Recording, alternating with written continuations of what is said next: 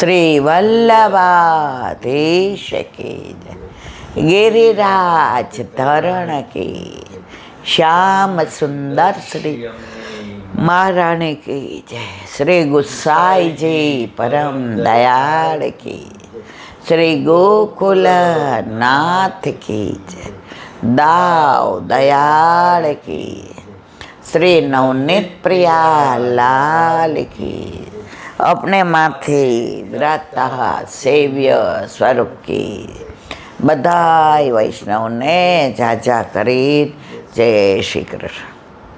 જય શ્રી કૃષ્ણ. ગ્રીષ્મ ઋતુ ચાલુ,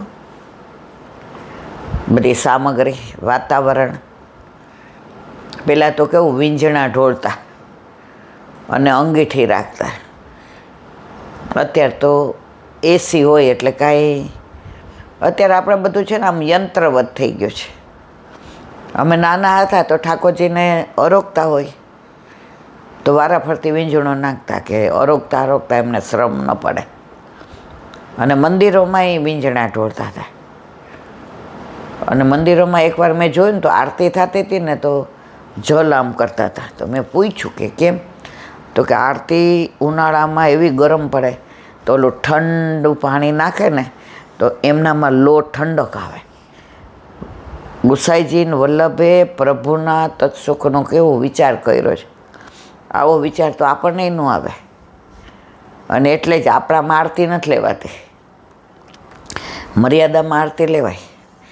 આપણામાં ઠાકોરજી સાંજે ગાયો ચરાવીને આવે તો કોઈની નજર ન લાગે અને માને એટલો વિરહ થાય છે એ ભાવથી આરતી કરી હોય એટલે આપણામાં ન લેવાય.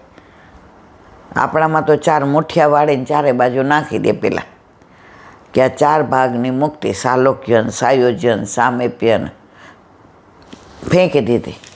અમારા માતે તો મુક્તિ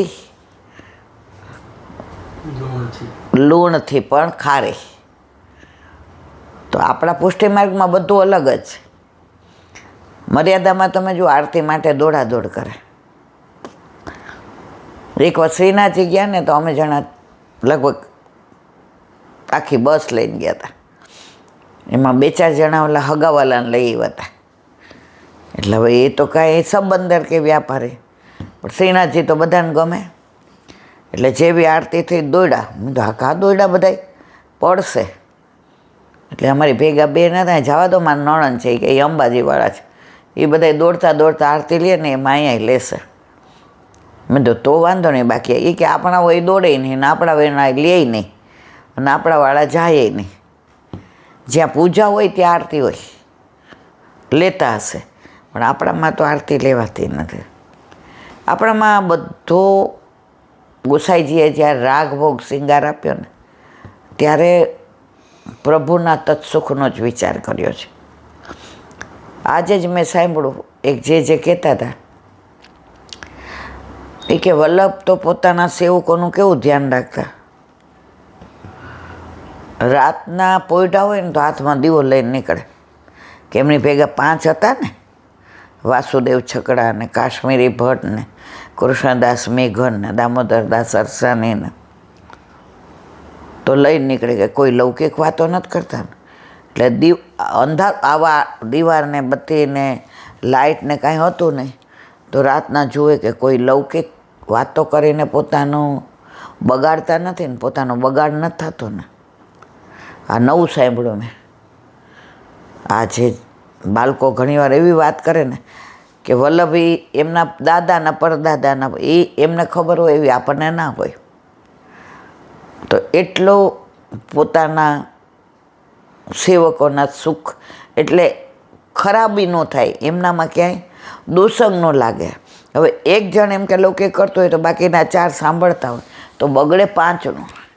જે લૌકિક કરે છે, હવે જો વાસુદેવ છકડા ક્યાં પરણેલા હતા એ હું લૌકિક કરે, કૃષ્ણદાસ મેઘન ક્યાં પરણેલા હતા, દામોદરદાસ અરસાની, કાશ્મીરી ભટ્ટ, અને કોઈના ઠાકોરજી નહોતા, વલ્લભ જ બધાના ઠાકોરજી હતા. છતાંય વલ્લભ એલર્ટ રાખતા હતા બધાને કે ભૂલમાંય કોઈનો બગાડ ન થાય. એટલે જુઓ અત્યારે ભૂતલ પર રઘુકુળ નથી, યદુકુળ નથી, પણ વલ્લભકુળ છે અને વિસ્તારેલું છે. આજે 500 વર્ષ પહેલાં ખાલી વલ્લભ ને ગુસાઈજી જ હતા, પછી ગુસાઈજીના 7 બાળકો થયા, એમના અત્યારે કેટલો વિસ્તાર થયો છે અને એટલી વસ્તી વધી છે. તો ઉદ્ધાર કરવો હોય તો બાળકો એટલા જોઈએ ને. તો ગુરુ બિન કોન કરે એસી સખી, ગુરુ બિન કોન કરે. એટલે ગુરુ વિના બધું ખોટું છે. એમાં પુષ્ટિ માર્ગમાં તો ગુરુ વિના તમે આગળ જ ન વધી શકો. તમે બ્રહ્મ સંબંધ ન લ્યો તો ઠાકોરજી કેવી રીતે પુષ્ટ કરાવો? ઘણા કે અમે તમારી જેવી જ સેવા કરીએ. એટલે બેન બહુ સારું, મારે કરતા હારી કરો ને બાપા, બધું ધરીએ. અમારે તો થાળ પૂરો ધરવાનો અને કાંઈ નવું કરીએ ને એટલે ઠાકોરજીને ધરાવીને હાલે જ નહીં. વાહ ભાઈ વાહ, તમારા ઠાકોરજી કોને પુષ્ટ કર્યા? એમ તો અમારે રમતા છે. મેં કીધું રમતામાં જમતા હોય જ નહીં. પેલા નાના હતા ને ત્યારે પોષી પૂનમ આવતી, પછી 3 ઈંટ મૂકીને ખીચડી બનાવીએ, પછી ઓલી ચામકી કરીને અંદર કાણું કરીએ. એટલે ભાઈ હોય ને એને બોલાવીએ. પોષી પૂનમડી પોસા ભાઈના વરત, આકાશે રાંધી ખીચડી. ભાઈની બેન રમે જમે. એટલે સવારથી ને ભાઈ ખીજવતો હોય, આજ તો જો આખી રાત તને રમવાનું જ કહું, તને જમવાનું કહું જ નહીં. અને બરાબર કાકા ઊભા રહીએ. કાકા આવે પછી જ અમારે બોલવાનું. ને મારો ભાઈ અળવિતરો હતો, એટલે એ આવે ને દુકાનેથી એટલે ત્યારે ચંદ્ર ઉગી ગયો હોય ને ભૂખ બરાબર નહીં લાગી હોય, કારણ કે સવારનું આ જ ખાવાનું હોય. એટલે પછી કહીએ ભાઈની બેન, એટલે કાકા સામું જોઈએ, બોલ. એ કે પછી કે જમે. તો રમે એ જમે નહીં, જમે એ રમે નહીં. તો રમતા ઠાકોરજી હોય, પછી તમે ધરાવો કે ના ધરાવો, ચિત્રજીને છે બધું. કારણ કે ઠાકોરજીનો આવિર્ભાવ તો વલ્લભકુળ સિવાય કોઈ કરી જ ના શકે. એક બેન છે, ગામનું નામ ન દો, એ કે 22 વર્ષથી સેવા કરતી હતી. પછી મને કે રમતા ઠાકોરજીની. પછી સત્સંગ સાંભળીને એ કે હું 27 વર્ષે વિધવા થઈ, એટલે બધી જવાબદારી મારી માથે ને ટાઈમમાં હજી થતી હતી. પછી કે હવે તો ઈલાબેન આખા સ્વરૂપનું તેજ જ ફરી ગયું છે. આ મને સાક્ષાત છે, એ દરેક પળ ને ક્ષણે મને પ્રતીતિ કરાવે છે. એ કે ક્યાંક મૂંઝાઈ જાઉં. મારે સોના ચાંદીને મારા મિસ્ટરને દુકાન હતી, હવે ઓચિંતાના વયા ગયા, કેન્સર થયું એટલે. અને દીકરો મારો ગયા ત્યારે 1.5 વર્ષનો હતો, એટલે એની જવાબદારી. હવે હું ભણેલી નહીં, મેં નક્કી કર્યું કે આ દુકાન ચાલુ રાખીશ, કારણ કે એને જમવા મોકલતી ને તો પાછળ હું બેસતી. એટલે મને એ ભાવ ખબર હોય કે આટલા ટચનું સોનું ને આટલા ટચનું એમ કે ચાંદી ને ઝાંઝરાનું આ રીતનું ને વીછિયાનું આ રીતનું ને સોનાનું આ રીતનું. એટલે 90% ખબર હતી, પણ માથે પડે ને એટલે બધી ખબર પડી જાય. પછી કે નક્કી કર્યું કે દુકાને જ બેસીશ. શરૂઆતમાં એ કે અમારું ગામ હિન્દુ ઓછા, બીજા બધા વધુ. શરૂઆતમાં બધાએ મારી વાતો કરી, કોઈ દુકાને આવે નહીં. બેઠી શ્રી કૃષ્ણ શરણમમાં બોલો. સવારે ભાખરીને શાક કરી અને 9 વાગે આવી જાઓ, અને રાતના સાંજે 7:30-8 વધાવીને જાઓ. 6 મહિના જે સ્ટ્રગલ ભોગવી, પણ એટલું મારા મિસ્ટર મૂકીને ગયા હતા 6 મહિના વર્ષ સુધી વાંધો ન આવે. અને દીકરો 1.5 વર્ષનો ભેગો લઈને આવો. એટલે દુકાનમાં પછી પાછળ આમ પાર્ટીશન જેવું કરી નાખ્યું. એટલે એને ત્યાં બધું સોવડાવું કરું ને ખાવાનું. 6 મહિના પછી એક વૈષ્ણવ આવવાની શરૂઆત કરી. પછી ધીમે ધીમે વૈષ્ણવ બધા આવવા માંડ્યા, પછી બીજાય બધા આવવા માંડ્યા. અત્યારે તો એ કે લગ્નની સિઝન હોય કે વેકેશન હોય, મારી દુકાનમાં ઊભું રહેવાની જરૂર નથી. અને દીકરો અહીંયા નિરમામાં ભણ્યો અને ડિગ્રી કરવા ગયો છું US.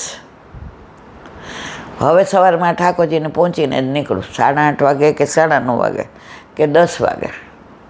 બહુ કર્યું. અને મારે પહેલાં મારા દીકરાએ કુંવારા પોસ્ટ કરાવી લીધા. એ કે એના ઠાકોરજીને પોસ્ટ થઈ 7 વર્ષ છે અને મારા ઠાકોરજીને પોસ્ટ થઈ 7 મહિના થયા. એટલે મારો દીકરા એ તો આ સત્સંગ સાંભળતા સાંભળતા જેને કીધું મારે તો પોસ્ટ કરાવવા કરી દીધા. અને પેઇંગ ગેસ્ટમાં રહીને સેવા. અત્યારે અમેરિકા ગયો છે તો બધા વૈષ્ણવને ખબર પડી તો દર રવિવાર વૈષ્ણવને ઘરે વયો જાય ઠાકોરજી લઈને. એવા લાડ લડાવે છે. હમણાં તો વચ્ચે એ કે એક જગ્યાએ ગયો તો અન્નકૂટ હતો તો પેલા લોકોને લૌકિકમાં જવાનું થયું. એ કે હવે આપણે શું કરશું? એ કે જાઓ. એ કે તને સખડી આવડે છે? બીજું તો એ કે મને મનમાં કે મને કાંઈ નથી આવડતું. પછી મમ્મીને ફોન કરીને બધું પૂછીને કર્યું. 3 વાગે અન્નકૂટ ધર્યો.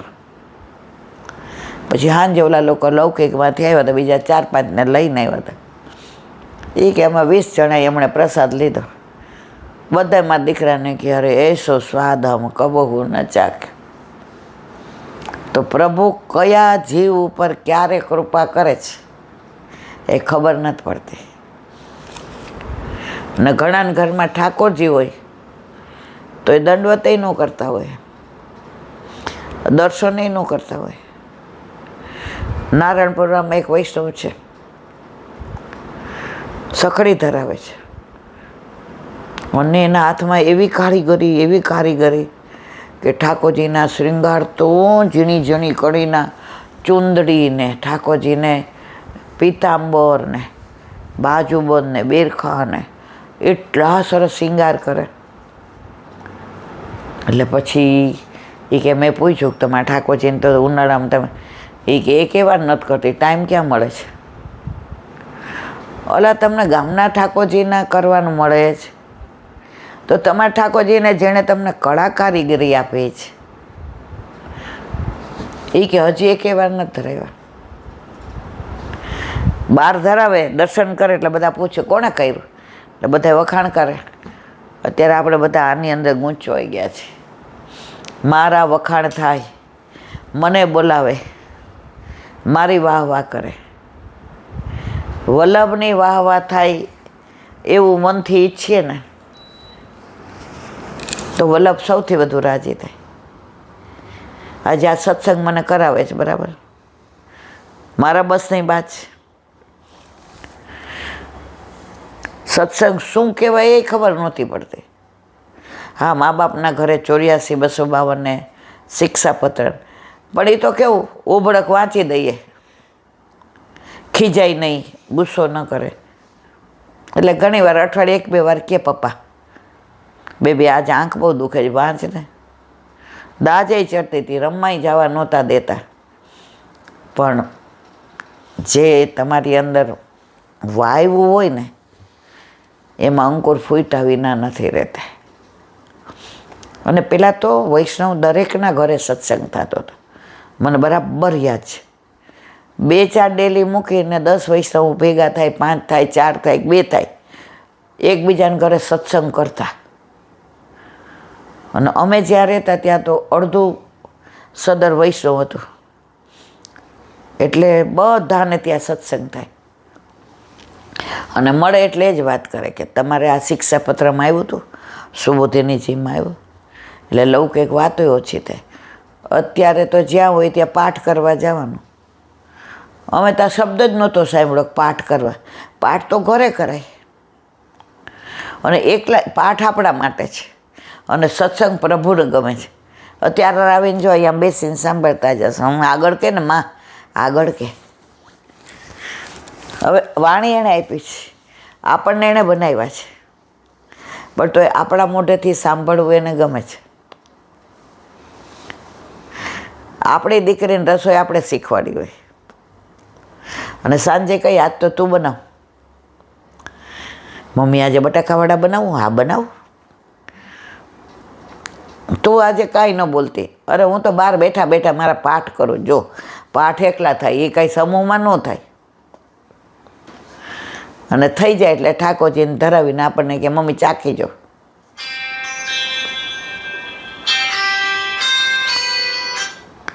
મમ્મી ચાખી જાય તો મનમાં પોરહાય, મારી દીકરી મારા કરતાંય સારા બનાવ્યા. આપણે જેને શીખવાડ્યું હોય એ બનાવે તો આપણે તો આપણા ઠાકોરજી આપણને બધું શીખવાડ્યું, બોલતા, સત્સંગ કરતા, આપણા દ્રવ્યનો સારો ઉપયોગ કરતા. તો એમાં અભિમાન આપણે કરવાનું હોય કે આપણા ઠાકોરજી, આપણો વલ્લભ? અત્યારે પરિસ્થિતિ હાવ બદલાઈ ગઈ છે. મારું નામ પેમ્પલેટમાં પહેલાં મારું નામ આવવું જોઈએ. બોર્ડ ઉપર લખ્યું નથી મારો મનોરથ. હવે એનો મનોરથ હોય એમાં શું કહેવા પણ હોય? ઠાકોરજીનો હોય તો હજી બરાબર છે. અને અત્યારે તો બધું કાંઈ કહેવા જેવું નથી. એક વૈષ્ણવ કે હું માવો બનાવવા ઘરે લઈ આવી હતી એક મંદિરનો, આજે હાથ દુખી ગયો છે.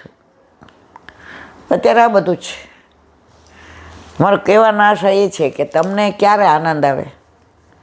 જ્યારે તમારા ઘરે, તમારા માથે તમારા ઠાકોરજી બિરાજતા હોય તો.